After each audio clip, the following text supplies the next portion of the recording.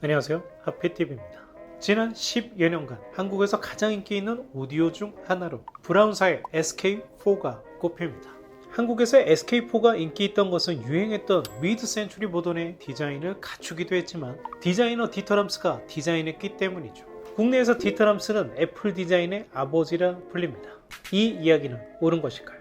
오늘은 국내의 디터람스 신화, 허와 실에 대해 이야기해봅니다. 오늘의 영상은 제가 중앙일보에 연재하는 칼럼 명사들이 사랑한 오디오를 영상으로 재구성한 겁니다. 기사 원문을 먼저 보고 오시면 더욱 도움되실 겁니다. 기사 링크는 더보기란에 남겨놓았습니다. 디터람스를 이야기하려면 독일 오디오 역사에 대해 정리해볼 필요가 있습니다. 저희의 히틀러 오디오 영상 먼저 보고 오시면 이해에 도움이 되실 겁니다. 1930년대 독일 오디오 산업은 세계 최고의 기술력, 세계 최고의 보급률을 자랑합니다. 독일 오디오의 전성기의 한 축을 담당한 기업이 바로 브라운입니다. 지금은 브라운 하면 면도기를 생각하시겠지만 브라운의 시작은 순수 오디오 기업이었습니다. 브라운은 1921년 엔지니어 막스 브라운이 창업한 기업입니다. 베이어 다이나믹이 1924년 창업이니 두 기업 모두 비슷한 시기에 시작하죠.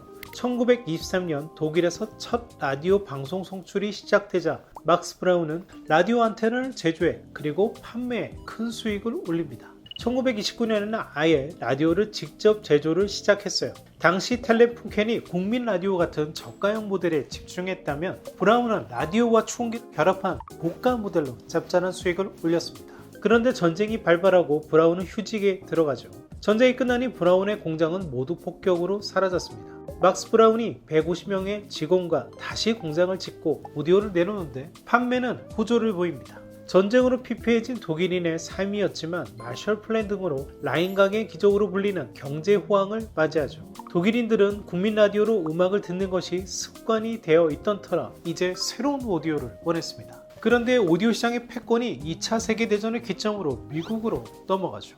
독일에도 자연히 미국 오디오가 수입되어 퍼집니다. 브라운도 이 경쟁에 뒤질세라 미국 오디오를 모방해 내놓죠. 이 과정에서 창업자 막스 브라운이 세상을 떠나고 2세 에르빈, 아르투르 브라운 형제가 회사를 이어받게 됩니다. 이들은 미국 제품 모방이 아니라 브라운만의 디자인 언어를 원했습니다. 두 형제가 주목한 건 20년 전 사멸한 바우하우스였습니다. 바우하우스는 1919년 독일 바이마르에 개교한 예술학교였습니다. 건축가 발터 그로피우스가 주축이 되어 미술가 바실리 칸디스키, 건축가 미스반디어 로에가 교수로 참여한 그야말로 끝내주는 예술학교였죠. 그런데 나치의 탄압으로 1933년 문을 닫습니다. 나치를 피해 그로피우스를 비롯한 바우하우스 출신들이 미국으로 건너가 미국에서 바우하우스 건축을 꽃피우죠. 전쟁이 끝나고 나치도 사라졌으니 이제 바우하우스를 다시 이어가야 한다는 움직임이 시작됩니다. 바우하우스 졸업생 막스빌이 반나치 운동가인 아이오 부부와 함께 독일 남부도시 울름에 1953년 바우하우스의 정신에 있는 울름 조형 대학을 개교합니다. 다시 들어와 브라운 형제는 바우하우스에서 디자인의 해답을 찾았습니다. 에르빈 브라운은 바우하우스 졸업생인 산업 디자이너 비렐름 바겐펠트를 찾아 계약을 맺었고 동생 아르투르 브라운은 바우하우스를 잇고자 탄생한 울름 조형대학과 디자인 계약을 맺었습니다. 이렇게 1950년대 초반 브라운의 오디오는 비렐름 바겐펠트 울름 조형대학의 교수, 학생이 조화를 이루며 압도적인 디자인을 쏟아냅니다. 그리고 시장에서 히트해요. 이때 브라운은 독일 내 디자이너 어벤져스를 한데 모은 듯한 인상이었죠. 이 브라운을 부러워하던 22세의 디자이너가 있었습니다. 네, 그가 바로 디터람스입니다. 디터람스는 1932년 비스바덴에서 태어났어요. 어릴 적부터 목수장인이었던 할아버지의 영향을 크게 받아 건축에 관심이 많았다고 합니다. 10대 때 라디오 채널 중 미군정 방송에서 흘러나오는 재즈에 깊게 매료되었다고 해요. 1940년대 후반부터 재즈의 전성기가 시작되고 독일 내에서도 재즈의 인기는 무척 높았다고 합니다. 이때 디터람스는 오디오에 대한 관심이 높아집니다. 비스바덴 대학에 진학해 건축 인테리어를 전공하고 졸업 후 오토아펠 건축사무소에서 2년간 일하죠. 하지만 그의 마음은 건축이 아닌 오디오 디자인에 점점 쏠리고 있었고 당시 최고의 디자이너들이 모인 브라운의 마음이 쏠렸습니다. 결국 브라운으로 이직을 결심, 1955년부터 브라운에서 일하게 됩니다. 디터람스는 경력을 살려 브라운의 인테리어 디자이너로 입사합니다. 초기에는 브라운에 쓰일 가구를 디자인해요. 그런데 디터람스는 오디오 디자인에 관심이 있었죠.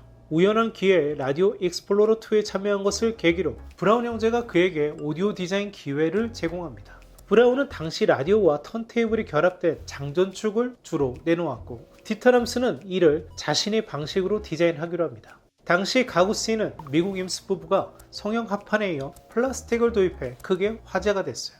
디터람스도 목재가 주류였던 오디오 디자인에서 변화를 주고 싶어 합니다. 이 점이 24세의 디자이너로서는 놀라운 결단이었던 거죠. 그렇게 해서 디자인한 제품이 바로 SK4입니다. 전체 패널에 목재가 아닌 금속을 써요. 브라운 사운드 엔지니어는 반발을 했다고 합니다. 목재를 써야 풍성한 소리 울림을 얻을 수 있는데 금속은 안 된다고요. 하지만 디터람스는 의지를 꺾지 않습니다. 그런데 이 디자인은 지금의 SK4와 많이 다르죠. 디자인 경험이 많이 없던 디터람스라 이 디자인으로 바로 상품화하기에는 무리가 있었습니다. 하지만 이때 브라운에는 독일 최고의 디자이너들이 있었죠. 디터람스의 아이디어를 높이사 이걸 선배 디자이너들이 살려보기로 합니다. 이를 맡은 인물이 울름조용 대학 교수이자 브라운 디자인 팀장 한스 구겔로트입니다. 한스 구겔로트는 디터람스 디자인 중 프레임, 레이아웃, 버튼만 살리고 대폭 수정을 가해요. 턴테이블은 비라는 바겐펠트가 이전에 끝내주게 설계한 디자인을 그대로 쓰고 톤업만 게르트 밀러, 이후 라미 만년필 디자인에서 유명해진 디자이너죠. 게르트 밀러가 톤암을 SK4에 맞게 부드러운 디자인으로 바꿉니다.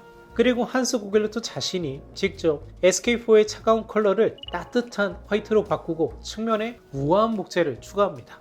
마지막으로 상단에 턴테이블이 덮는 아름다운 투명 아크릴 커버를 더해요. SK4의 별명이 백설공주의 관이죠. 결국 이 이미지를 만들어낸 것은 디터람스가 아니라 한스 구겔로트입니다. 실제 한스 구겔로트는 가구 브랜드 고핑거의 시스템 렉 M125를 디자인했는데요. 이때 M125 컬러를 보시면 SK4와 동일하죠. 이 톤을 오디오와 가구에 모두 쓴 겁니다. 흔히 비초의 606에 SK4를 많이 넣는데 이건 사실 어울리지 않는 거죠. 이렇게 세상에 태어난 SK4는 빅히트를 기록합니다. 전세계 디자인 어워드 휩쓸어요. 브라운의 위상은 전세계로 널리 알려졌고 원형을 디자인한 24세 디터람스도 유명해집니다. 이제 브라운은 디터람스에게 더 많은 기회를 제공했고 디터람스는 브라운의 인프라 선배 디자이너들과 일하며 그들의 바우하우스 DNA를 듬뿍 흡수하기 시작합니다. SK4 이후 디터람스의 전성기가 시작되죠. 디터람스는 선배로부터 배우고 때론 그들의 디자인을 가져오기도 합니다. SK4처럼 단독이 아닌 공동 작업이 많았습니다. 사실 SK4의 화이트는 디터람스가 선호한 컬러는 아니었어요. 뒤에서 나오겠지만 디터람스는 실버 그리고 블랙의 차가운 컬러를 선호했습니다. 디터람스 초기작에 쓰인 화이트는 주로 한스 구겔로트의 영향입니다. 이후 애플이 이 화이트 컬러를 이어서 쓰죠. 흔히 디터람스의 영향이다 이야기하는데 엄밀하게는 한스 구겔로트부터라 할 수 있습니다. 일단 SK4 히트로 후속작 SK5 불량 아틀리에 L1 시스템을 내놓는데 이건 그냥 한스 구겔로트의 디자인을 그대로 가져다 썼습니다. 아이패드 원형이라 불리는 T3도 울름조용 대학팀과 같이 작업한 겁니다. 원형 휠은 이후 디터람스가 단독 디자인한 T4에는 빠집니다. 1960년대에 디자인한 스튜디오 2인데요. 디터람스 단독 디자인인데 여기서부터 화이트를 안 쓰기 시작하죠. 디터람스는 이렇게 실버, 블랙을 더 선호했습니다. 지금도 인기가 높은 스피커 L2를 보시죠. 기본 디자인은 임스 부부의 E 시리즈 스피커를 그대로 가져왔습니다. 디터람스의 디자인에는 원래 이런 형태가 아예 없었습니다. 임스 부부의 디자인을 그대로 가져왔고 다리는 강철 파이프를 썼는데 이건 바우하우스 출신 디자이너 마르셀 브로이어가 바실리 체어 등에서 즐겨 쓴 디테일입니다. 이걸 가져왔습니다. 이렇게 디터람스는 초기에는 다른 디자이너의 디테일을 과감하게 가져다 씁니다. 훗날 애플의 조나선 아이브처럼요. 디터람스가 자라자 브라운이 가구업체 비초에와도 일하게 되는데요. 브라운 형제는 브라운 오디오에 어울리는 가구도 필요하니 협업해 보라고 허락해 준 거죠. 비초의 606 시스템 넥이 유명하죠. 저도 오래 쓴 제품인데요. 디터람스가 위대한 건 여기에도 소재를 혁신했다는 점입니다. 앞에 소개해드린 한스 구겔로트 M125 보시죠. 이때 시스템 렉은 이렇게 목재가 주류였습니다. 그런데 디터람스는 606에도 금속을 씁니다. 그래서 지금까지도 606이 인기가 있는 이유죠. 다만 606도 컬러는 여전히 구겔로트에서 훔쳐온 화이트가 가장 인기가 있습니다. 이번에는 1959년 발표한 LE1 사진입니다. 이 디자인이 아이맥 원형이 된 것이다 이렇게 많이 이야기하죠. 이 LE1은 사실 브라운 독창적인 제품은 아닙니다. 제 책 오디오 라이프 디자인에서 보신 분들은 잘 아실 텐데요. 전설적인 정전형 스피커인 쿼드 ESL57을 브라운이 가져다 외형만 바꾼 겁니다. 이 내부에는 그대로 그냥 쿼드입니다. 최근 브라운 홈페이지 가보면 마치 LE1이 브라운 자사 기술인 것처럼 이야기하는데 전혀 아니죠. 이 각도는 쿼드 ESL57의 틸트 각도를 그대로 따라한 겁니다. 스피커를 바닥에 놨을 때 사운드가 리스너를 향하도록 한 쿼드의 디테일인 거죠. 이후 이야기했지만 브라운은 이제 P&G 소유이고 P&G는 면도기에 브라운의 모든 사업을 매각했습니다. 오디오도 1980년대에 이미 줬고 디터람스도 그때 내보냈어요. 물론 이때는 질레트 소유였습니다. 최근 재발매한 LE1은 오리지널 정전형도 아니고 그리고 틸티를 왜 줬는지 의미도 모른 채 그냥 따라한 겁니다. 디터람스가 훗날 유명해지자 갑자기 내놓은 굿즈 같은 개념의 제품입니다. 저는 추천하지 않습니다. 그리고 디터람스 제품 중 지금도 유명하고 높은 가격을 자랑하는 것이 월마운트 시스템이죠. 디터람스가 지금도 자택에 쓰는 제품이기도 합니다. 이 제품도 원형은 한스 구겔로트입니다. 이 디자인 끝내주죠. 슈퍼 미니멀이라 불릴만한 제품입니다. 그리고 테이블 위에도 놓을 수 있는 멋진 디자인이었습니다. 한스 구겔로트가 1957년에서 59년 사이에 디자인한 모델인데 이 모델이 이런저런 이유로 발매되지 못합니다. 이 프로젝트를 이어서 디터람스가 1962년에 내놓은 것이 월마운트 오디오입니다. 이렇게 20대의 디터람스는 바우하우스의 후예들과 일하고 영향받고 이들을 흡수하며 성장합니다. 그리고 1962년 29세의 나이로 브라운 디자인 팀장에 오릅니다. 당시 독일 사회는 미국에게 모든 산업 주도권을 뺏기고 열패감에 빠져 있었습니다. 오디오도 마찬가지였죠. 독일 사회는 그들의 자긍심을 일깨워줄 스타가 필요했고 20대에 보여준 천재성에 키도 크고 잘생긴 디터람스는 제격이었습니다. 디터람스는 TV쇼 등에 출연하며 독일을 대표하는 스타 디자이너로 부상합니다.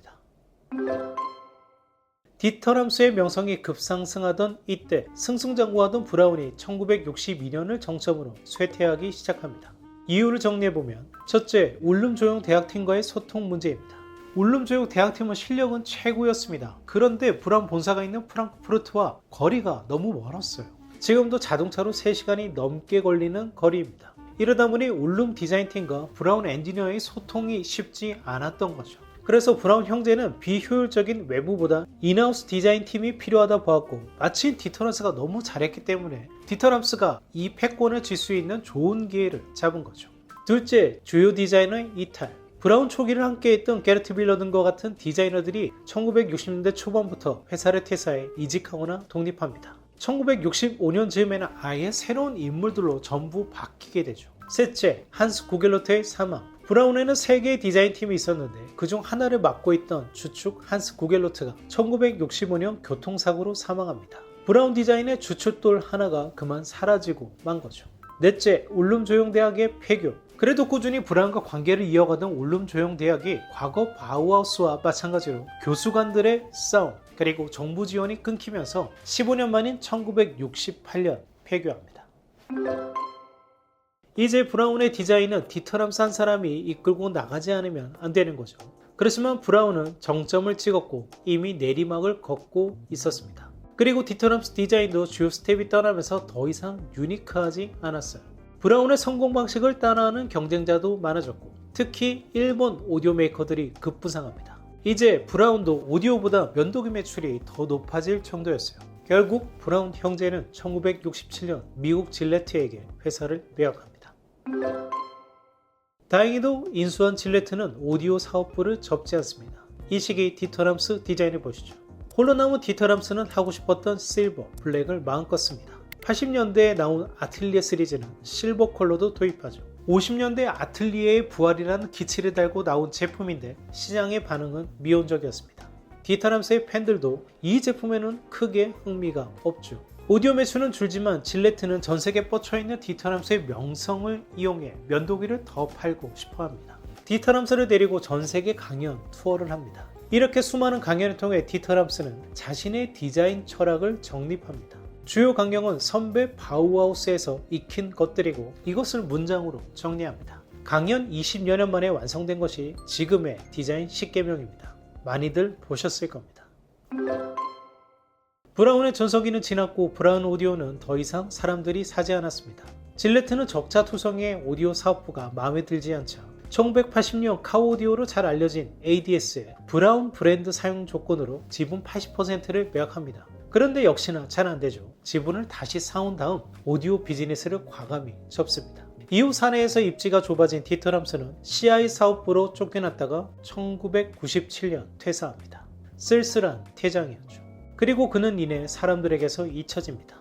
잊혀진 그를 부활한 것은 바로 애플이었습니다. 애플의 디자이너 조너선 아이브가 디터람스에 대한 존경을 표하고 그의 애플 디자인이 브라운 제품을 훔친 것이라 표현했기 때문이죠. 그리고 디터람스는 유명해집니다. 2008년 일본 산토리 뮤지엄의 디터람스 전시를 시작으로 전 세계로 확대되며 70대의 디터람스의 제2의 전성기가 시작됐습니다.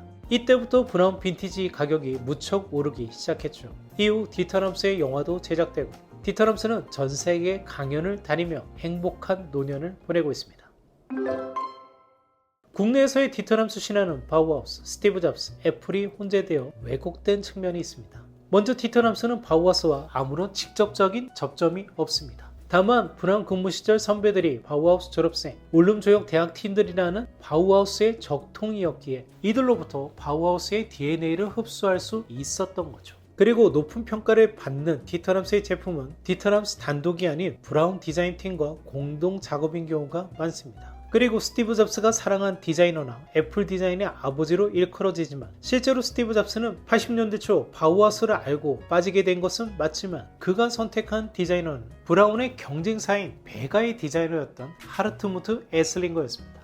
80년대 디터람스는 20대 때 모든 천재성을 모두 써버리고 침체기였어요. 디터람스의 위대한 점은 뛰어난 디자이너와 협업해 조화롭게 디자인했다는 점이고 그리고 그들의 탁월한 바우하우스의 DNA를 흡수해 훗날 강연과 디자인 10계명을 통해 전 세계로 전파했다는 점입니다. 바우하우스는 1933년 폐교하며 잊혀진 존재였습니다. 20년 후 바우하우스를 되살린 울름 조형대학은 바우하우스 졸업생들이 만든 거죠. 이들이 브라운과 협업을 통해 바우하우스의 디자인 개념이 브라운 제품을 통해 구현됩니다. 1950년대 브라운 디자인은 바우하우스 그 자체였던 거죠. 이마저 15년 후 폐교하며 바우하우스는 사라집니다. 하지만 디터람스가 이후에 강연을 통해 바우하우스를 널리 알리죠. 그리고 애플을 통해 부활한 그는 다시 한번 100년 전 사라진 지식혁명 바우하우스의 위대함을 우리에게 일깨워 주었습니다. 이런 점에서 디터람스는 진정한 바우하우스의 메신저, 전달자라 해도 과언이 아닐 겁니다. 오늘은 디터람스에 대해 이야기해봤습니다. 지난 10년간 한국에 본 디터람스, 브라운의 광풍을 냉정하게 이야기해보려 했습니다. 한국은 디자이너 가구들이 10여 년 전부터야 인기를 끄기 시작했고 디터람스는 바로 이 시기 소개된 디자이너입니다. 그러니 바우하우스와 브라운에는 디터람스 외에도 우리가 기억해야 할 정말 걸출한 디자이너들이 있는데 이게 모두 뒤섞여 디터람스의 공으로만 돌려지는 왜곡된 분위기가 있었습니다. 제가 브라운 제품을 제대로 첫 경험한 건 엘빈 김종진 형님께서 말씀하셨던 디자이너 마영범 형님 덕분입니다. 한국의 디터람스 바람이 불기 전부터 수많은 디터람스 피스를 콜렉션해 한국에 소개하고 대림미술관에 디터람스 전시를 소개한 것도 바로 이분이죠. 이 형님을 통해 디터람스 제품을 일찌감치 접하고 사용해 보기도 하고 저도 몇 제품들을 콜렉션하고 팔기도 했습니다. 지금 사무실에서도 비추의 620 60년대 빈티지 소파를 쓰고 있죠. 지난 10여 년간 제 나름대로 열심히 디터람스, 브라운, 바우하우스에 대해 공부했던 내용을 오늘 간단히 소개해봤습니다. 디터람스를 통해 바우하우스를 알았다면 이제는 진짜 바우하우스를 접할 차례입니다. 제가 국내외에도 바우하우스 자료들 정말 많이 읽고 모았는데요. 이 중 가장 잘 정리한 책은 여기 보시는 최근 발간한 창조적 시선입니다. 증정받은 거 아니고 제가 직접 구입한 책이에요. 김종훈 교수가 쓰고 윤광준 선생님께서 사진을 찍었는데요. 바우하우스가 왜 단순한 예술 학교가 아니고 100년 후에도 존재감을 발휘한 지식혁명인지 전 세계에서 가장 잘 정리하고 설명한 책입니다. 개인적으로는 중학생 때 연재 때부터 빠뜨리지 않고 읽었는데요. 이번 영상 제작할 때에도 자료를 시대별로 정리하는 데 큰 도움을 얻었습니다. 브라운 SK4 디자인은 예쁘지만 소리는 영 별로죠. 브라운 SK4로 오디오 입문하셨다면 이제는 제대로 된 음을 들을 차례입니다. 하피TV 구독하시고 영상 열심히 보시면 훌륭한 제품으로 업그레이드 하실 수 있습니다. 지금까지 하피TV였습니다. 감사합니다.